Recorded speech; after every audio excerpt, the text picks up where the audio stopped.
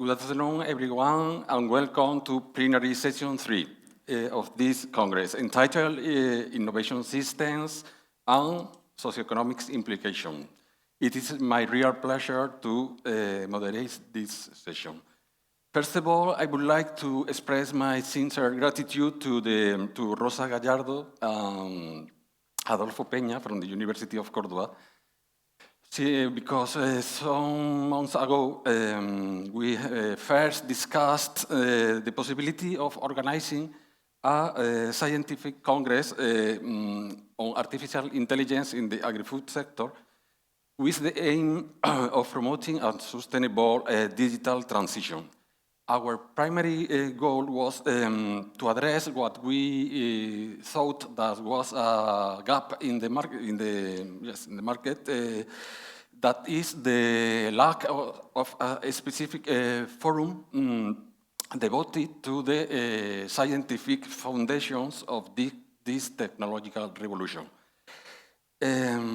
We were enthusiastic about the idea from the beginning. The International Chair of International Intelligence and Agriculture, directed by Rosa, provided the ideal framework to develop it.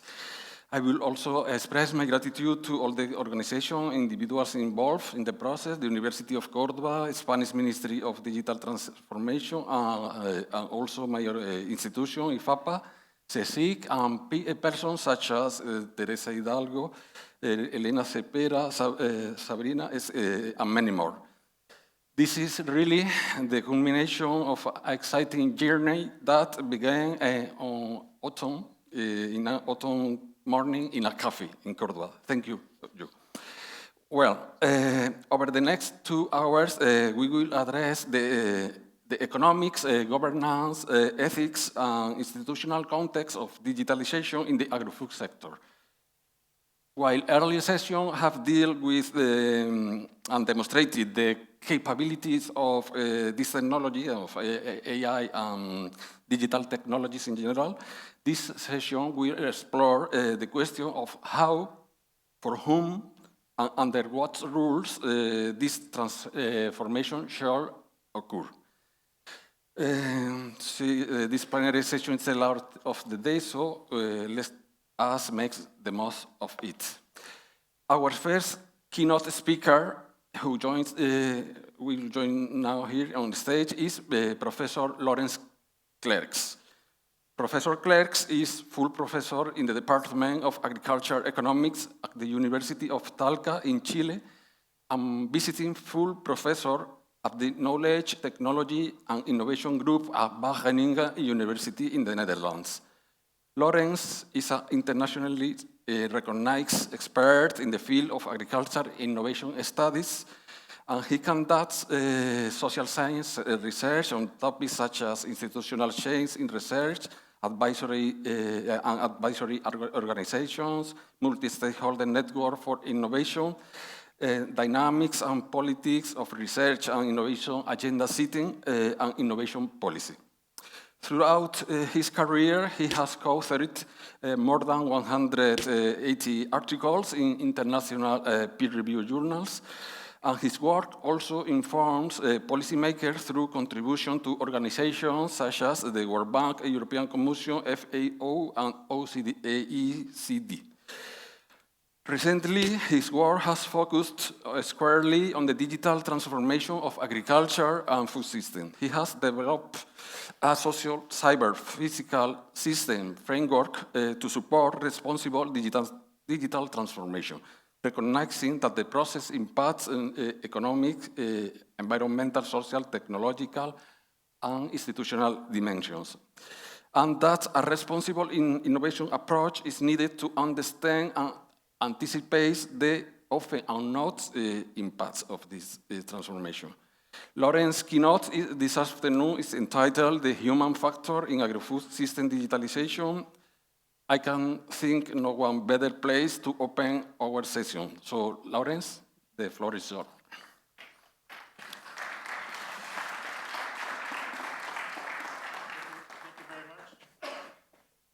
Of course, I can never be as good as Aitana. I will try to do mechanistically this the whole time and fold my hands in exact the same way, but it will be hard. Anyway, I will stand here that I can see what I will actually present, and I hope it will pop up. You never know. We have seen that. No, not yet. Ah, yeah, there it is. Yeah. Okay, we'll start with the first slide. So, indeed, I will talk about the human factor in agri-food system digitalization. And in the morning, it has already been mentioned by several speakers, adoption, how do we interact with farmers. Some people have also talked about the ecosystem. I think startups, that word has also been mentioned. Well, that is what I do. I look at those types of issues, their collaborations, what role they play in digitalization. I haven't focused it really on AI only, because of course AI is part of a bigger movement and it's connected with all kinds of other digital technologies, but yeah, we now live in the hype of AI. We're maybe on top of the hype cycle. We're maybe going down from the hype cycle again. Maybe Frank will also allude to that. So it's definitely a hot topic. So this has also been mentioned in the morning. There are many potential positive impacts of digital agriculture. I think a lot of the publication and studies, they talk still more in terms of potential, or they say this could be possible, or on a pilot scale this is possible, but we don't know yet whether at a large scale the effects will be positive. But yeah, there is the expectation that it will increase efficiency, there's expectation that it will increase a reduction of harmful substances to the environment, that it will make farmers' lives easier, workers' life easier. They will sit behind their joystick between the screen. Of course, that is what they've chosen for when they became a farmer. So all kinds of great ideas about the potential positive impacts, but also their criticisms. And these criticisms, they have been there for a long time.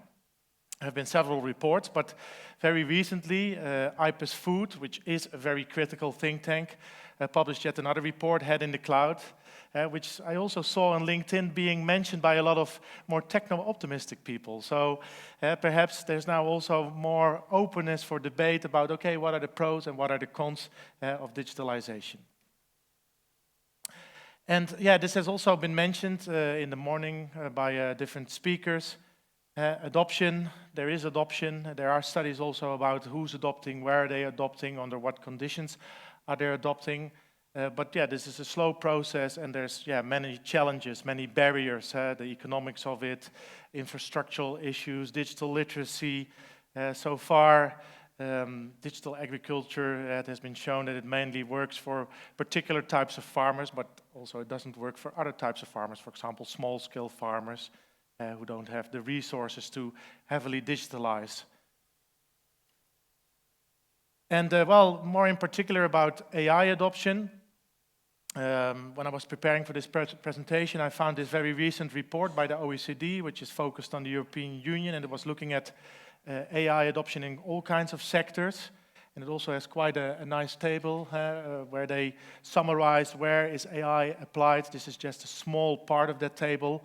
But basically their main conclusion is it's still very uneven. They do say we don't have hard data from agriculture, but from more anecdotal evidence, it also shows that the adoption is still very uneven. And so maybe the hype is still bigger than the reality. So I want to make the link from here, from more like adoption in the sector to more like theoretical perspectives on adoption and how does adoption occur. And well, there's already very long-standing theories of adoption already from the 50s. The famous theory from Everett Rogers on technology, diffusion and adoption. And you know, it basically has the premise that innovations are technologies. We often talk about technology adoption. It often also still presumes that in this model that innovations come from the outside. They are developed somewhere by somebody with a great idea. They are going through the different technology readiness levels, and then they need to be diffused. And this model It's also quite dominant still, the thinking with many that once they're ready, they're being communicated to the sector by advisors or extension, and then it's the farmer that adopts. That this is still a very dominant view on innovation and how it spreads through the sectors. Of course, over time we have learned it doesn't really work exactly like this, and I also heard words about co-innovation, but still many still have this view on it. So there they focus on, you know, the technology itself as a very strong focus. If you make the technology good enough, it will be adopted. And there's all kinds of factors like relative advantage. Is it compatible? How complex is it? Is it easy for a farmer to understand? I heard the word black box several times this morning. Well, if it's a black box, do they find it attractive? Do they trust it or not? Is it tryable? Can I try it at low cost? Can I see the benefits? I also heard this morning that our colleague from Purdue said, yeah, it's about the economics. If it has economic benefits, they will adopt. Of course, yeah, these factors matter, no doubt about it, but it's not the only factor. There's also all kinds of other factors. So there's attitude of farmers. Are they very open to new things? Or are they more risk aversive? What is their knowledge level? Are they highly trained and schooled, or are they lowly formally trained and schooled? Their asset position, can they make investments? So there's hundreds of different determinants that influence whether a farmer adopts or not. And there's theories like the theory of planned behavior, which is a behavioral theory. I already mentioned diffusions of innovation, COM-B. Well, these are just some of the theories. What I want to go to is that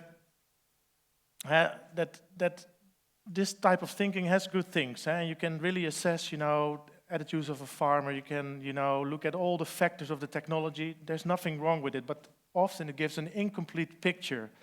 And that is why people who have been looking at, you know, innovation and how it diffuses have also defined some criticisms. And one of those criticisms is that these technologies, they're not sufficiently adapted to context and the logics of those who are supposed to adopt. So this is this thing, they're often still too much developed in isolation and from an idealistic, technology-driven view. I am a startup, I have a great idea, I know it will work, without really thinking, you know, okay, how do these people actually work? What does their workday look like? How does the outlay of their farm? What does it look like? What drives them? There's often too many assumptions. Sometimes also individuals cannot adopt. There's also this famous thing of innovators, followers, early adopters, late adopters, and laggards. It's not that like a laggard is a stupid person. It might be that it's just not logical for them to adopt. The risk is too big, or they just have another way of farming. To give an example, many farmers in the Netherlands have invested a lot in all kinds of high tech and also have gone into very big debts. And when there is a lot of pressure on the sector, those that were laggards, so who stayed smaller and didn't invest, they have still a decent income, whereas the others sometimes are really suffering because they have a very high debt load, for example. So yeah, who is then stupid and who has been smart? Also, for example, when we had the modernization wave in agriculture, those that didn't technify were seen also as laggards. And for example, those were people from organic agriculture in those days, and now sometimes they're being seen as the people that are leading the game. So you need to be careful with those categories. And also sometimes the context is seen as a static influencer, but for technology to be embedded in society, you sometimes need to change the system around it. You can't just plug and play, so to say. So what often is needed are flanking social and institutional innovations. I always mention in my class a study we did in Ghana about the non-adoption of better soil management practices. The practices were known, the farmers knew the advantages, they didn't adopt them. Why didn't they adopt them? Because the tenure rights were far too uncertain, and it was just very intelligent not to adopt anything which would cost them money because they could be thrown off their land the next year. So the flanking innovation to ensure adoption was improving tenure rights. And you can also see that, in digitalization. We've talked about data management, data ownership. We've talked about having fast infrastructure, internet infrastructure. They're all flanking innovations. You need to have that one technology, the app, the robot, functioning. So the key criticism is that an individual and technology-oriented perspective is used for innovation, whereas you need to focus on multiple levels. So now we get to the real beef of this presentation, and since I was invited to also do something tomorrow, I thought, well, let's split it up, 20 minutes is short. So today I will talk about the human factor at the farming system level and the advisory support network of farmers. And tomorrow I will take a little bit a broader look. We also will talk a little bit about ecosystems tomorrow. And I will look at precision, digital agriculture innovation, ecosystems, and broader systems involved in the transition. So if we look about how to insert AI, digital agriculture into the farming system. Some considerations. I would call it more reflections, considerations. I don't have any recipes. I'm not a recipe person. That's what social scientists do. They suck at giving good advice. They typically only give some reflections. It's very important to move away from this idea that adoption is a binary process. It's either being adopted or rejected. Adoption also often requires adaptation. And for that, you need to engage in a lot of iterative cycles of implementation, trial, partial adaptation. That happens before a technology is really rolled out, but it also often happens after technology is being implemented. Farmers always make small changes to it, they tinker with it, and there should also be some space to do so. We need to think about how farmers really implement this and integrate it in their work routines. We often, I think, at least what I take from many presentations, have this idealized view on sort of a full digital farmer who leaves everything to machines, this image of the farmer sitting behind the screen. That's not yet reality. I don't know whether it will ever become reality, also whether it's desirable. That's also like an ethical debate. But typically you also see that they partly rely on digital technologies. They go and calibrate in the field. They replace some of their own sensory observations with the machines. And that is not like a bad thing. That's just how to make it work. I think sometimes then it's seen like, the technology is not used as intended. Well, a technology is made by the user. You also use your phone in the way you like it, and some of the functions you never use of your phone. So these ideas of like partial adoption, that only some of the technology or some part is being used, disadoption, that after some time they throw it away again, that doesn't mean it's a total failure, but maybe the time is not right, the context is not yet right. Readoption, they're all part of it. So that's also not something to fear. The thing is you need to keep monitoring these processes to be able to know, okay, do we need to make another effort? Do we need to make some more flanking innovations? That is very important. So another thing is also with technologies, and especially AI, is how to translate all that tested knowledge and skills into digital equipment. There's a lot of fine things, experience, which sometimes cannot be really easily captured in that hard data. We did some research on fruit picking robots, and designers had a hard time also, how can we translate all those fine different manual actions of workers into that machine. And I think for that it's really important also to connect designers really well with workers, with farmers, to be able in the best way possible to translate that into robots, or also see where the limits are and where you need to put again the human in the loop, as they tend to say with AI. You also need to really bring kind of this context into play, not just look at the farmer, but say, okay, how can we create an enabling context that it becomes really logical and easy to adopt, and it becomes economically viable. So that's typically also a lot of intervention which lie outside of the farming system. But I will talk more about that tomorrow. And I think also what is an important thing which might start occurring is like digital or data overload. It was already alluded to in the morning that you need to, you know, make it easier for farmers to use it, that they don't, you know, become overwhelmed, that they don't see the forest for the trees anymore. I think this is a real concern. Often digital technologies are presented as a solution, but we did some research in Chile on precision dairy, and they said, yes, it relieves our workload, but we're getting crazy about all the notifications. We get anxiety, you know, what do we need to do? Is this a real alarm? Is this a false alarm? So also you need to really, you know, design it for humans, so that they don't get this sort of overload. So it's important to go beyond technology readiness. And here I put a table which comes from a presentation by some Norwegian colleagues, balance readiness assessment. So it's beyond technology readiness levels, but they also look at societal readiness levels, or organizational readiness levels, market readiness levels, and it's important, you know, to also consider those, so become less technology-centered.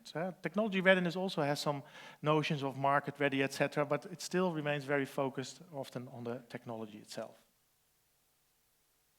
So then, like this other kind of level in the human factor, which are typically most closest to farmers, is their advisory or support network.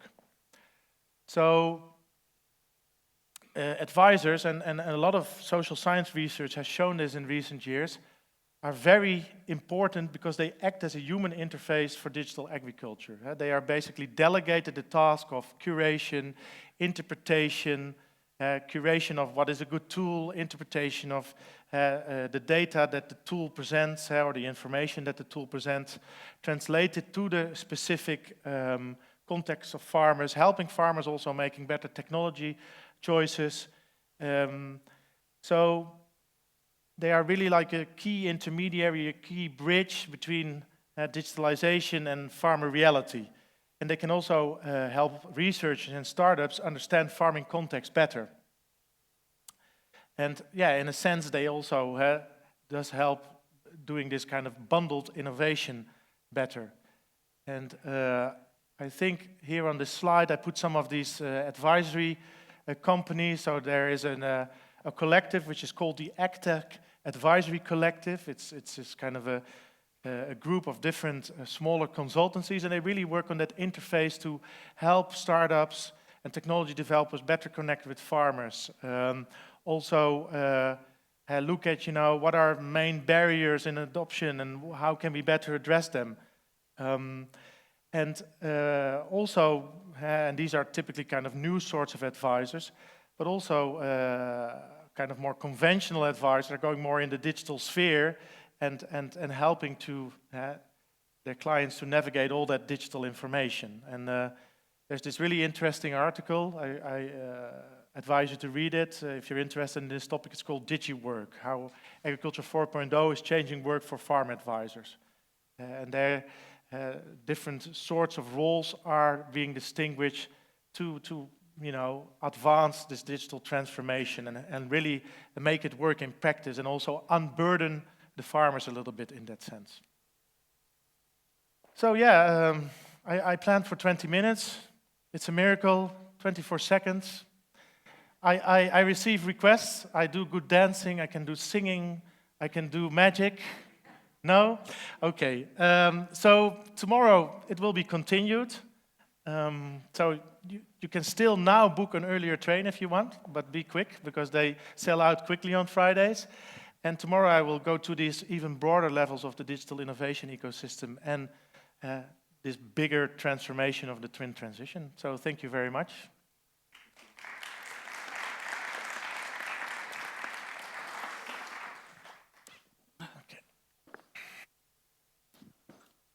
Thank you very much, Lorenz.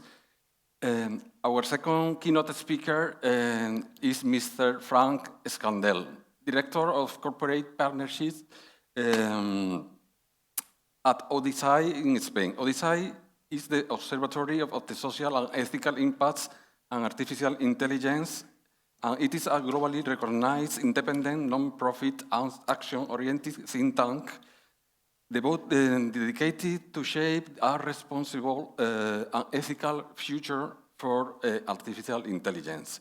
It has become an international benchmark for ethical AI by bridging the gap between society, civil society, academia, and industry, fostering a multi-stakeholder dialogue to ensure that AI development benefits society as a whole. OdiseIA has joined the UNESCO Global CSO and Academic Network of AI Ethics and Policy, and has partnered with Deloitte to support the Spanish government's Secretary of State for Digitalization and Artificial Intelligence in the execution of its national AI strategy, including an AI regulatory sandbox in Spain. Frank is actively involved in OdiseIA's work on the societal implication of artificial intelligence. He co-leads the working group Future Professions, New Opportunities and Requirements within the Google-supported CAIR project, which investigates the impacts of artificial intelligence on the future of work. He is also a prominent communicator and host of the Voces de OdiseIA podcast series, where he explored topics ranging from algorithm bias and privacy to green artificial intelligence and artificial intelligence regulation. His expertise at the intersection of AI ethics, governance, and societal impacts makes him an ideal voice for this session. Frank's keynote is entitled Responsible AI in the Agri-Food Sector, Ethics and Regulatory for Trusted Innovation, a perspective that brings the ethical and regulatory debate squarely into our session today. So Frank, the floor is yours. Thank you.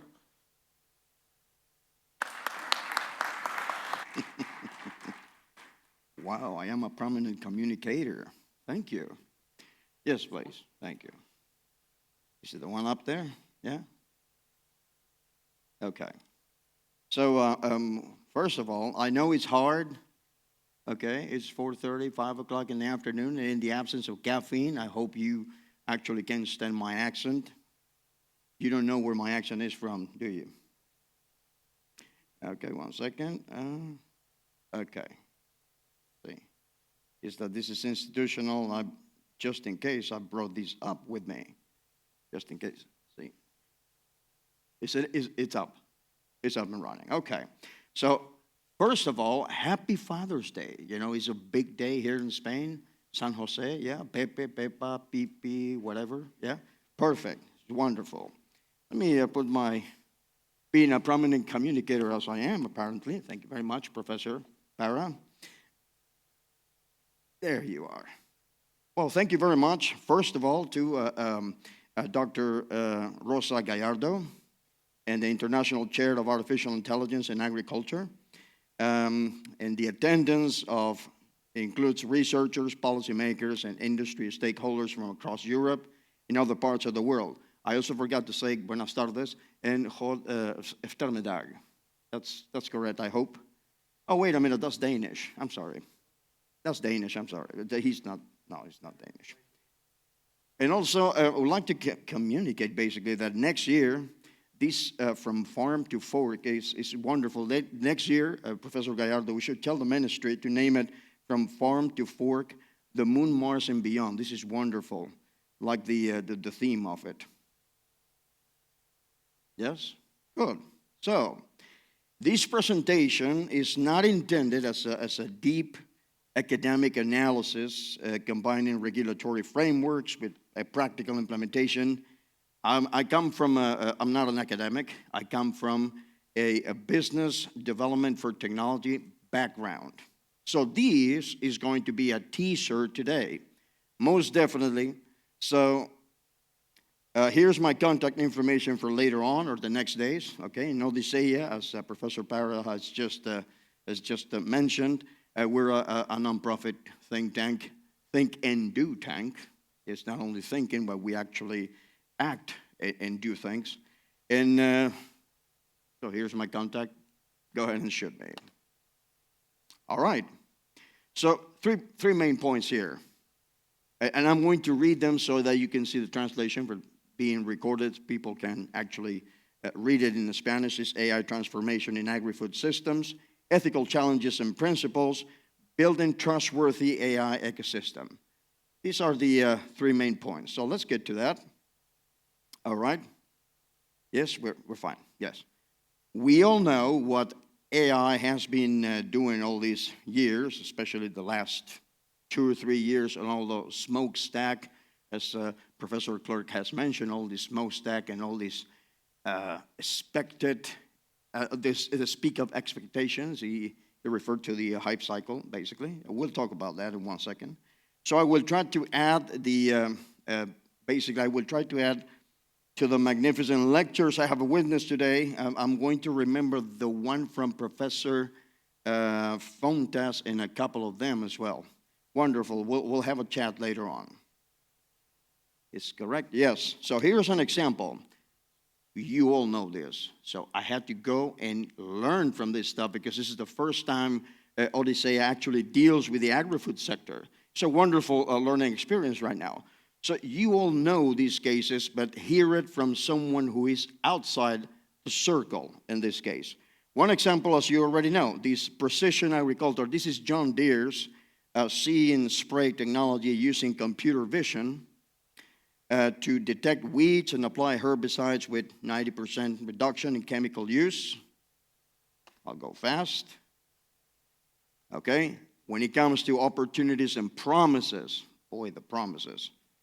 We talk about, as you can see on the first point, a sustainability impact on precision agriculture, reducing, for example, fertilizer usage from 20 to 30%, decreasing nitrogen, apparently that's very important for you guys, and environmental pollution, that's important for everybody else.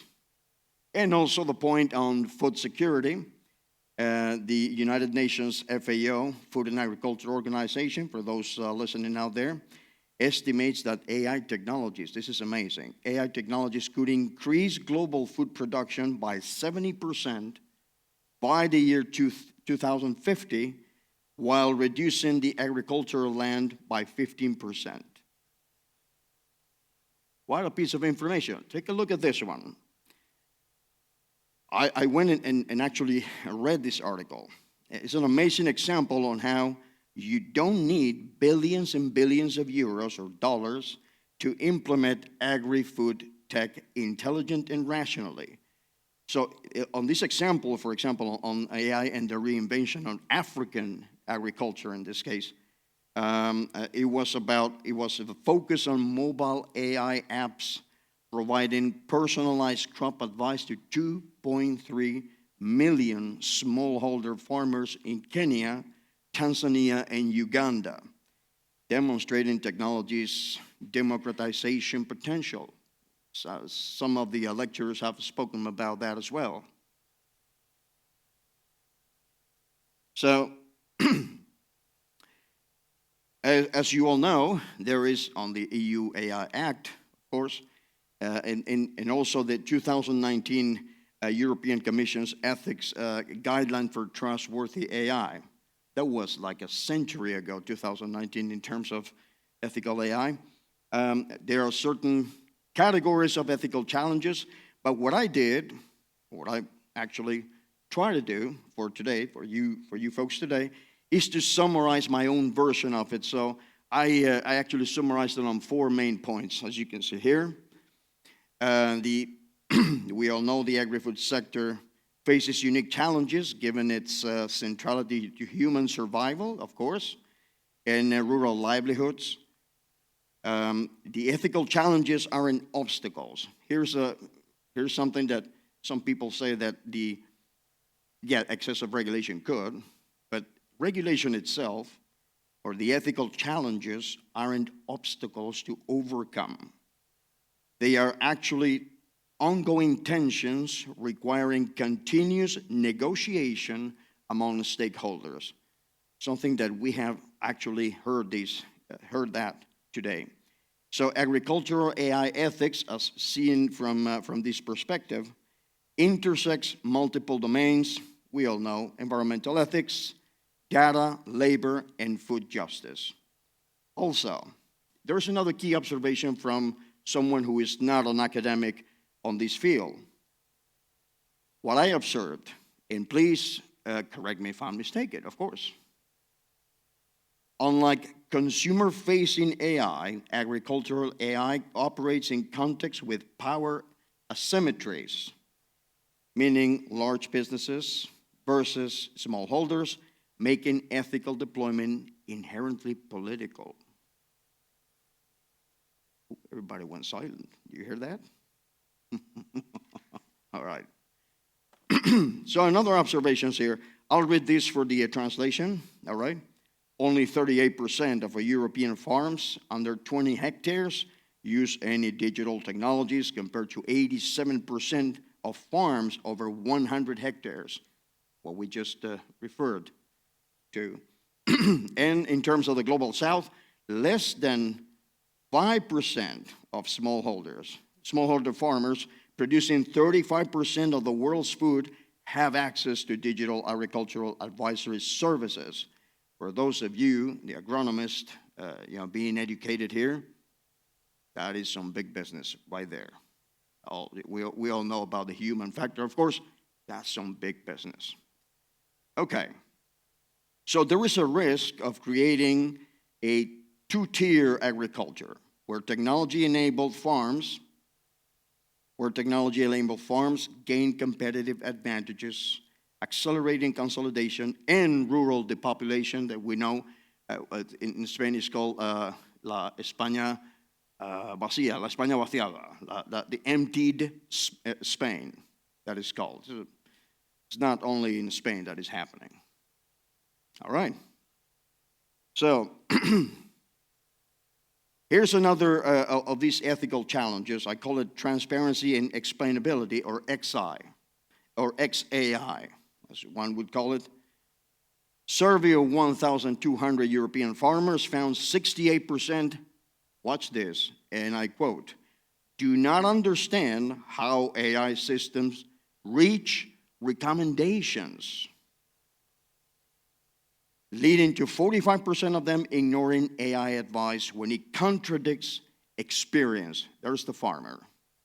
And also food safety inspectors report the difficulty verifying AI-based quality control decisions, creating regulatory compliance challenges. It takes us to the black box. Just mentioned that.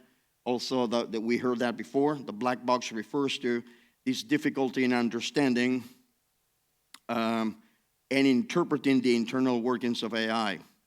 So AI is like one of those psychologists, I guess. Just about the same, like you would say that. So regarding transparency and explainability in agri-food, the EU AI Act, Article 13, mandates transparency for high-risk systems. And that also means, here's another observation, that also means requiring agricultural machinery, okay, to, say, provide explanations accessible to operators without seemingly, and I say seemingly, specialized training. That's the ed tech. Right? Okay, so accountability and responsibility. Here's another one. 73% of agricultural AI systems lack clear mechanisms for challenging or appealing AI-generated decisions and affecting farmer livelihoods. Affecting. There's a double F there. It's missing. So basically, and here's another point. Human oversight requirements, as per the EU AI Act, mandates, and I quote, meaningful human oversight for high-risk AI systems. So here's the problem. what constitutes meaningful? So that's the catchy term right there. Something that you will have to solve, of course, for the sector itself. All right. So here's another proposal or teasing for today. I'm teasing you today. We'll have a lot of conversations on the coming days, hopefully. So 4 of them. I'll read them again for the translation. Human-centric design, prioritizing farmer needs, algorithmic fairness and bias mitigation, transparency through explainable AI methods, just so that, and robust validation in real-world agricultural settings. Now, we all know that compliance with regulatory requirements represents necessary but insufficient conditions for responsible AI deployment. It is not sufficient, it's not enough. Okay, so building truly trustworthy AI ecosystem requires proactive commitment to ethical principle, stakeholder engagement, and continuous improvement beyond minimal legal standards. So here's a question. Yeah, we all hear about humanocentric or human-centric and all these terms. Oh yeah, well, the human in the loop, human on the loop, which is 2 different approaches. But always human. No. It's not human-centric. It is data-centric, all right? So this is the technical side of Frank kicking in, I'm sorry. So it is the recognition that farmers, and I want to say this, what I mean to say by this is farmers are also domain experts. As our beautiful Aitana explained to us at the beginning, AI should augment, not replace, agricultural knowledge. AI co-designs processes involving farmers from conception, not just as user testing. Here's the challenge for you. Another one that I had to read, wonderful. I was reading to this because, first time in agri-food industry, it was fantastic. Okay, so looking for material for this algorithmic fairness and bias mitigation. Professor Parra, please control my time, sir. Thank you, appreciate that. This article was really something else. I really recommend it. Of course you've read it. But bias mitigation in training data, ensuring data sets, again, data-centric. Data set represents diverse farm types, regions, crops, management systems, and research in agricultural AI. Showing the effective bias mitigation requires this training data set. And a lack of diversity in training data should be considered a qualitative failure. Please correct me if I am mistaken. Yep. Good. All right. You know that word up in the center? Who knows that word? Lime. It's not the one, the lemon, no.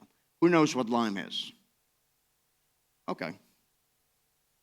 So lime is L-I-M-E, all right? I'm talking about XAI right now. Local, interpretable, model agnostic explanations. It is simply a method to generate local explanations from any machine learning model. So that you ask the algorithm, please explain yourself, how have you reached such and such alternative proceedings and so forth. Basically, this is the solution for the black box problem. Okay, what can I say about this?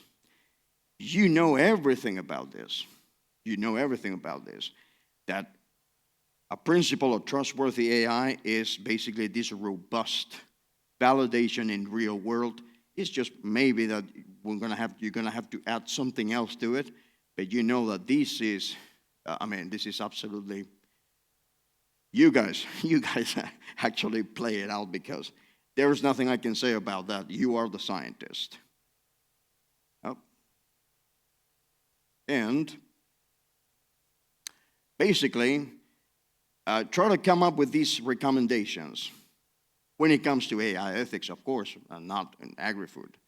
I'll refer to each one of these 4 out of 5 points as key recommendations. 1, create internal AI ethics multidisciplinary committees. Governance framework should precede AI deployment, not be retrofitted. Remember, we are in the European Union. Okay? And also track governance effectiveness through incident rates, stakeholder satisfaction, ethical audit outcomes. 2, clear accountability chains mapping AI systems components to responsible individuals and entities. Chain of value. 3, user interfaces accessible to users with varying technical literacy with multilingual support. 3, or subsidized training programs focused on underserved communities. And 4, I'm not going into investment notes. That's point 5. So 4, implement emerging agricultural data space standards and participate in or establish farmer-controlled data intermediaries. And I'm going to read this, even though it's kind of long, because I think it's very important that later on people actually read this, because I'm wrapping up. I think I'm good in time. It says, and I quote myself, actually. The integration of AI into agri-food systems represents a critical juncture, requiring intentional choices about technological trajectories. The default path, unconstrained commercial deployment, optimizing narrow efficiency metrics, risk exacerbating existing inequities, concentrating power, and neglecting broader social and environmental values. The alternative path, responsible and ethical AI, I should add, governed by robust ethics, comprehensive regulation, and inclusive multi-stakeholder processes, remains possible but demands sustained commitment and political will. We have to work towards the default path, or the alternative path, becoming the default path. So here's a challenge. Here's my question to you. Want to go at it? What does that mean? I am asking you to work with us, to teach us, and for us to share with you our expertise at OdiseIA, okay, when it comes to AI ethics. Let's work together. I'm sure Professor Rosa Gallardo will have something to say to my boss, Dr. Idoia Salazar. I'll let the bosses speak. But if you want to go at it, let's do it. And with that, thank you. I'm sorry for the face. Thank you very much to this prominent communicator and so forth. Thank you.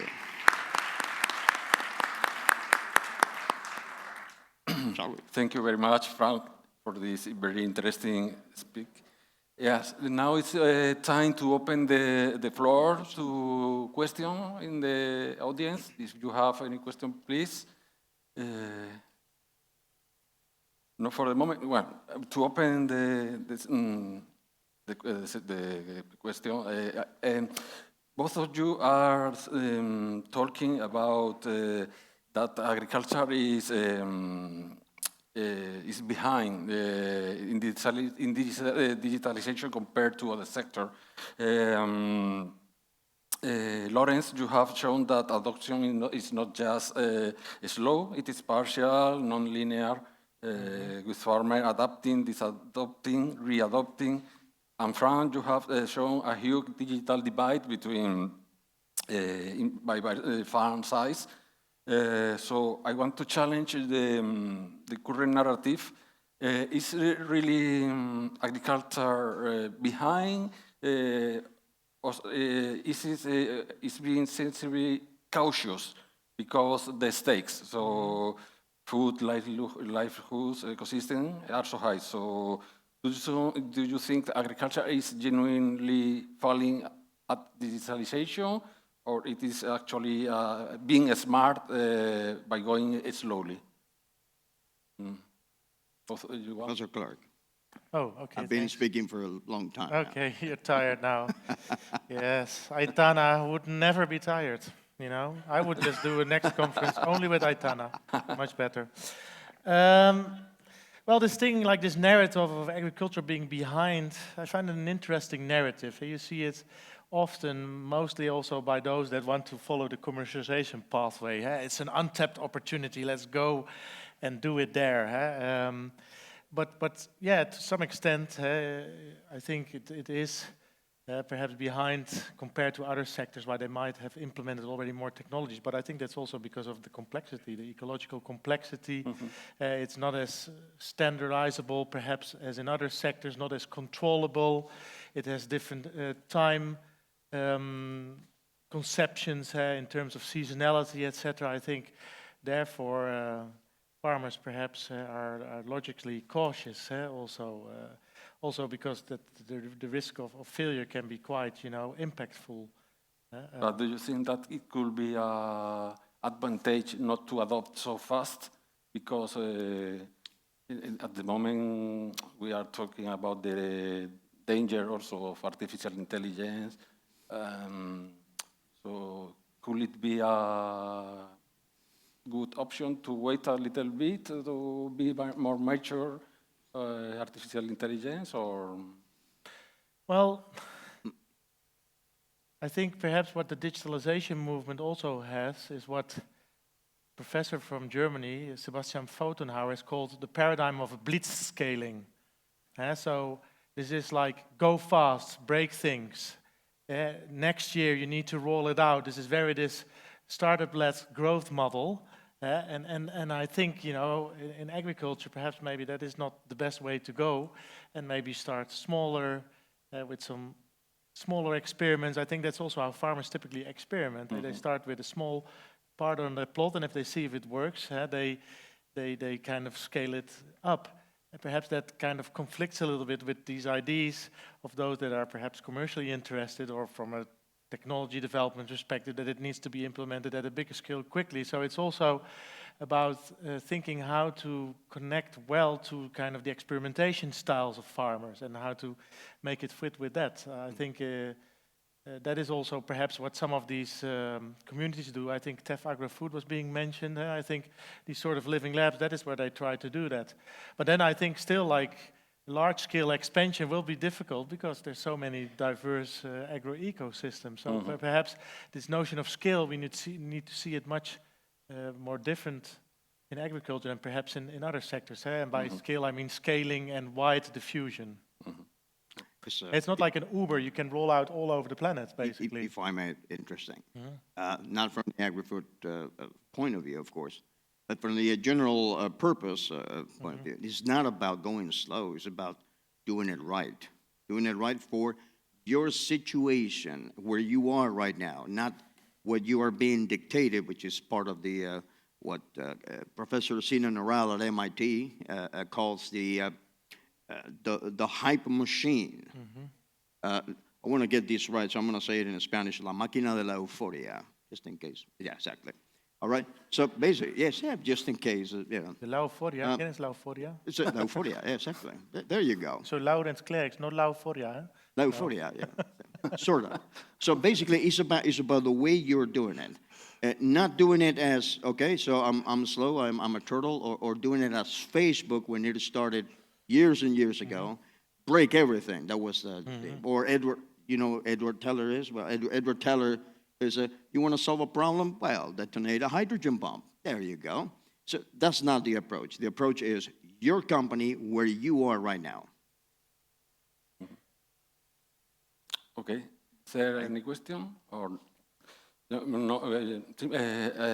thinking also in the debate or the question of comparing the EU with, for example, United States policies on these issues and China, there is the idea that we are yes, behind them in this, in the development of these technologies, because there is a lot of regulation. What do you think about this? Okay. You are putting me on the spot right now, really, because, you know, okay. The boss is watching this now. When it comes to, in general terms, we lost the AI race. That's okay. We're going to find our niche now. We're going to find what to do with ourselves and how to innovate. There is so much talent in Europe, it is beyond belief. It's beyond belief. And we're going to let the US and China do their thing, but we need to educate more on AI and the AI impact, so that we are not, we're not victims of the hype machine, and that we find our own way of doing things. But Napoleonic regulation is not the answer. It may be the answer for certain things, but let's try to educate first and innovate ourselves. We can do that. Mm-hmm. Yeah. Okay. Yes, last question for you both. If one of the goals of the Congress is to set up a future agenda for research in this topic, no? So, for you, what will be the most important research question that scientific community should focus in the next, let's say, 5-10 years to ensure a fair and sustainable digital transformation in agriculture? Professor Klerk. God. Okay. Gee, this is an LLM-generated question, or did you make it yourself? Because then it's so complex, This is No, not him. Are you hallucinating, Carlos? Gee, this is a very, very complex question. Well, I'm very intrigued by the question, or trying to figure out how AI works and under what circumstances for different sorts and styles of farming. That you don't get sort of one big sort of dominant model or dominant platform, but what do you see also in terms of like AI working for agroecology farmers, AI working for smallholder farmers, AI working for big-scale farmers, how the ecosystem can deal with that diversity, or how it deals with that diversity. That for me would be an interesting question, especially because now it's a very corporate-led movement. Some people are also arguing this should come more from like the grassroots, from below, open source, etc. Well, it would be interesting to see how that unpacks. I'll add to that just 2 seconds. I would say, not from a research point of view, that I'll leave that to the academics, of course, but something about the devil, No, not the devil. Something, Professor Raphael Giffred, he's sitting right there, as a matter of fact.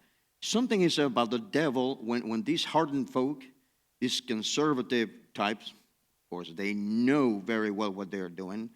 When to approach them and to actually offer them to accelerate education, that's a real challenge right there, because they are in the chain. I'm going to say that they're in the chain of command. Yeah, we need to do that. Yes. Okay. Interesting. So thank you to both of you. Thank you. Yeah. Oh yeah. A big applause. Oh, yeah. That's for you. Yeah. Thank you. Thank you. Gracias.